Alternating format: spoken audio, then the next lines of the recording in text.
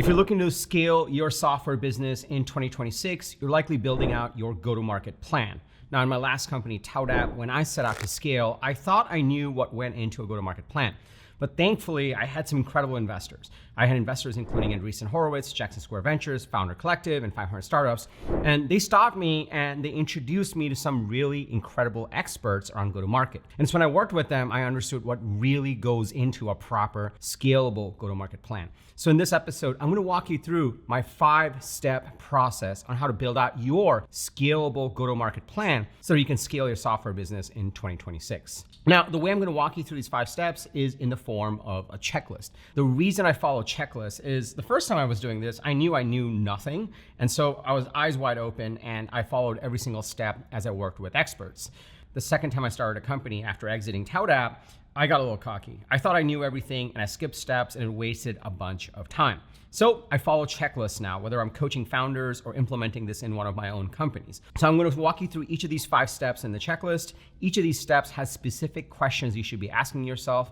I'll be explaining those as well. And by the way, just one caveat, if there's a question that makes you uncomfortable, don't graze over it. Don't skip it. Don't just jump to the next step. Stop right there because that's potentially a red flag. That's how you make sure that you implement a proper scalable go-to-market strategy for scaling in 2026. All right, let's dig in. So this is the 5-step go-to-market plan to scale in 2026, the checklist that I'm gonna be walking you through. And by the way, this exact checklist that I'm gonna be walking you through, there's a link to it inside of my 5-point AI SaaS and growth strategy guide. You just need to go to slide 7, which gives you my unstoppable scaling roadmap across product market fit, consistency, and scaling. And just follow this link below. So if you want a copy of this guide and get the template for yourself as you follow along, just comment guide in the comments below and I'll send you a link to it. Now, let's go through each of the 5 steps in this go-to-market plan, the questions you need to ask so we can actually build out your go-to-market plan for 2026. The first step in the plan is to flesh out your market strategy. Now, there's key things that go into a market strategy. The output of this is an ideal customer profile. A lot of founders that I meet that are looking to scale say they have an ideal customer profile, but really what they have is sort of an idea of what their ideal customer looks like, but they haven't really followed a process of building out a proper ideal customer profile. And this is one of the critical pieces so that you are actually able to scale. So there are a few key questions you should be able to answer if you've done a proper ideal customer profile exercise. First one is, who is our ideal customer based on the top 10 best customers that we have? If you don't have 10 customers yet, then chances are you're not really ready to scale. You're really just trying to get to predictability, and the way to actually approach that may be subtly different. So you really want to figure out what is your ideal customer profile? What is the target market we're going after?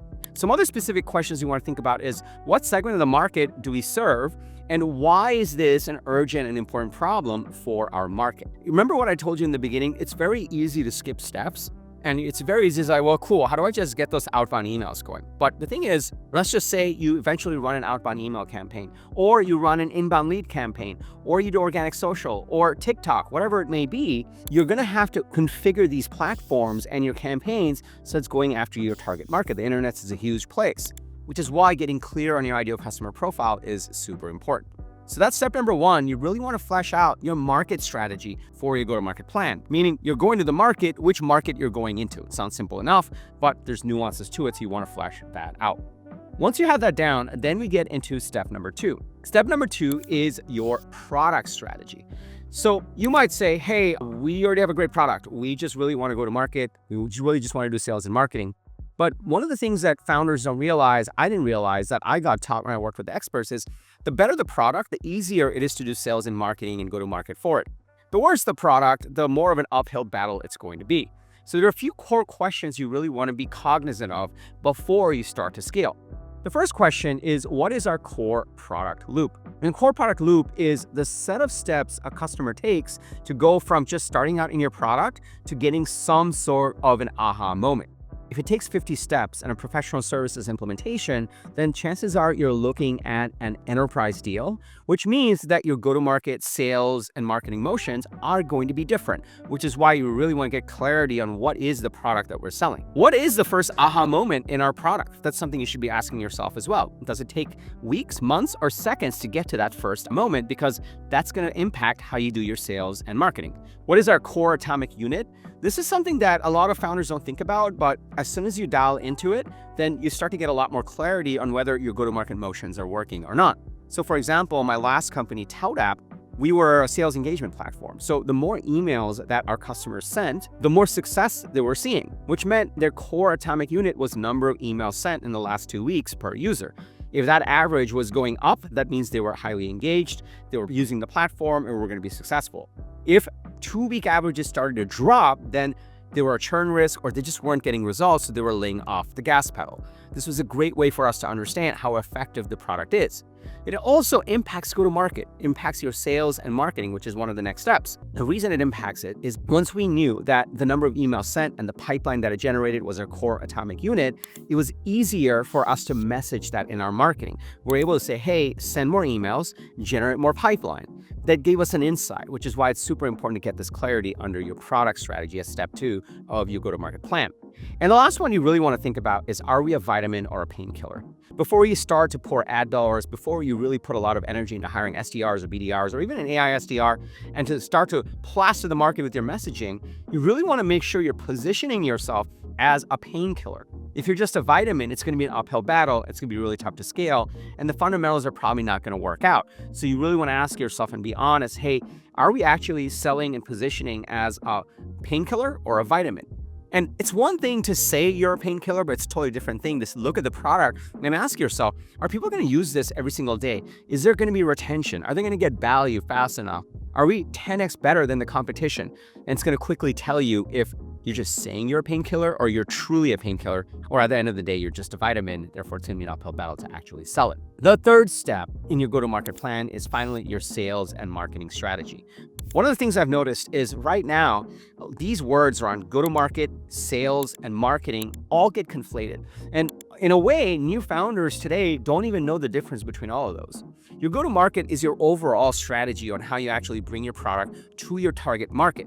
Your sales is how you actually take attention and convert it to revenue. And your marketing is how you ensure that more and more of your ICP discovers you every single day so that sales can do its job. So there's a lot of these little pieces that get conflated into one, which is why I've split it out into its own section. In terms of your sales and marketing, here are the key questions you want to ask yourself. What is our core messaging? Your messaging is what shows up in the subject line of your cold email. It shows up as the hook in your organic social post. It shows up in your ad, it shows up in your lead magnet, and it shows up in your homepage in that hero section. That is your core messaging. If you don't know what that is, then chances are you're not ready to scale, or you don't have a proper go-to-market strategy and a scale plan yet. So you really want to figure out, what is our core messaging? My litmus test for whether you have your core messaging or nailed is 2 things. 1, I ask you, hey, I'm on your website, and immediately you don't say, oh, we're changing the website. Because if you're changing the website, that means your messaging is in flux, and you're kind of ashamed of it. And the second test I have is, let's just take your SDR or your co-founder, whoever it may be, and I put them during happy hour on the 3rd day of an industry conference where your ICP is hanging out.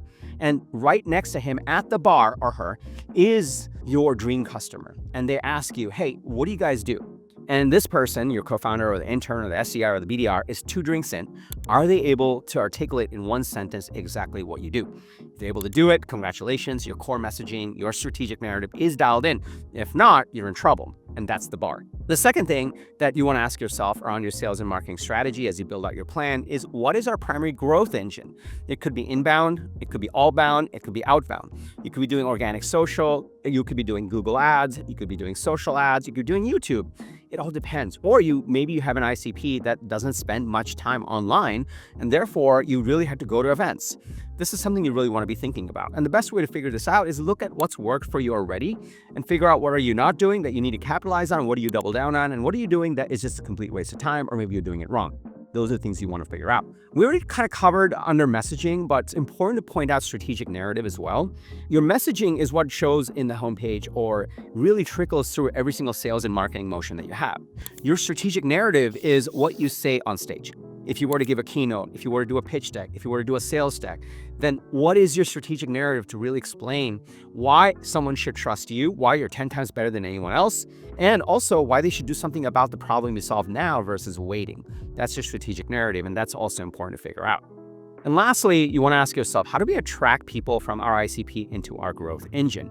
How do we get more people to discover us today than they did yesterday? That's ultimately the sales and marketing motions that you want to be putting into place. And you want to make some choices and decisions over here. Now, there's two more pieces to this that, believe it or not, is part of your go-to-market plan. And I want to walk you through both of these, the fundraising and the exit. I'll explain why they're important. But before I do that, let me pause here for a second. If you have any questions about what I've covered, any of these pieces, just post it in the comments below. I'll always answer. Also, if you want a copy of this checklist so you can work through it, and you want a copy of the 5-point AI SaaS growth strategy guide, which has a ton of resources to help you answer some of these questions, just comment below with guide and I'll link you to it. All right, now let's go to step number 4. You're going to be figuring out the market you're going after, the product that you have, and even maybe the product that you need. The sales and marketing motions as part of this go-to-market plan to scale, you're going to have to fund this. So you're going to have to figure out, what is my fundraising strategy going to be? Whether you're running ads or doing outbound or just doing organic, all of this requires time, investment, and expertise, which means that you're going to have to fund it. So in order to fund your software company in 2026, you need to figure out what your funding strategy is going to be. So will you be funding the growth of the business through bootstrapping it from another business, from your savings, or are you going to be raising venture capital? This is a non-obvious question, and really the answer depends. So you really want to figure out what your fundraising strategy is going to be. You also just want to be honest about, hey, what is a reasonable growth number? How much is it going to cost us to get that growth? And how do we actually get that money?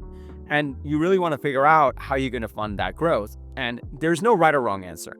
There's certain companies that are perfect for VC. And there's certain companies that are better for bootstrapping and driving towards profits. And you can build go-to-market machines for all kinds. The clients that I have, the founders that I work with, half of them are bootstrapped, half of them are venture-backed. Out of the bootstrap ones, some of them have scaled it with their savings. Some of them have scaled it by funding it from another business.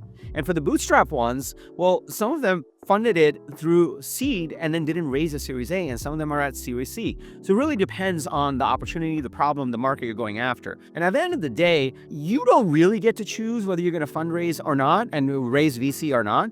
It really depends on the scale of the market you're going after and the scale of the problem that you're solving. Some problems are venture scale problems and other problems are just not venture scale problems. So that's something to think about as well. Also, if you are in that fundraising stage to fund your growth plans, make sure you grab a copy of this guide. It has special links to my fundraising resources as well. All right, and then the last step, step number 5, think about your exit strategy. This is one of the things that people forget. When I work with founders, I'm like, hey, let's get specific around what your growth targets are. You get to $1 million, you want to get to $3 million. And are you going to fund it with venture capital? Or are you going to fund it yourself? Are you going to fund it with a profitable go-to-market machine? It all depends. And as you're making those decisions, it's also important to understand what the end picture looks like for this business. Are you going to exit it, or are you going to run it forever as a profitable business? Or are you going to keep raising and stay private? All of these are questions you want to think about.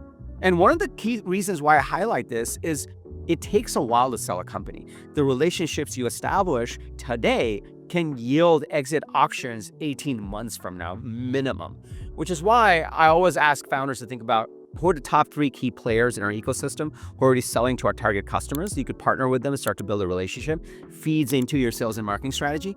What are the 3 biggest moves they've made recently, and how do we leverage their ecosystem? These are things that you can start to think about now to fuel your go-to-market plan, knowing your exit partners. So for example, we had partnered and sold into Marketo. Marketo ended up buying ToutApp, my last company. And we had a ton of customers that also use Marketo. So by the time they bought us, there was a natural fit and there was a natural conversation. Like, look, this many of your customers are already using you and we can sell this to the rest of your customers. So it makes a huge difference. But in the meantime, we were partnered with Marketo, we were partnered with Salesforce. We were able to actually sell into those ecosystems and fed into our sales and marketing strategy and our overall go-to-market plan. All right, so now let's recap. These are the 5 steps to build out your go-to-market plan to scale your software company in 2026. Number 1, you want to figure out your market strategy. Number 2, you want to flesh out your product strategy. That actually guides some of these other things that you're going to be doing in the subsequent steps. And remember, don't skip the steps. think about these questions and write out the answers. Number 3, you want to build out your sales and marketing strategy. Don't forget, people conflate these words. Go-to-market is your overall strategy on how you go into the market. Sales is how you convert attention to revenue, and marketing is how you get attention. You need all 3. Number 4, you want to figure out your fundraising strategy. Your go-to-market machine is going to cost money. It's going to require investment in terms of time, in terms of money, in terms of expertise. So figure out how you're going to fund it and be honest about how you're going to fund it and what you're going to do and are you going to play to actually win it. And number 5, think about your exit strategy. Not because you're selling the business right now, but because the relationships you establish now with potential acquirers can, 1, feed into your sales and marketing strategy and your overall go-to-market plan, and will actually establish a real relationship you can sell in your customer base. So it makes you more likely to have an exit option down the line.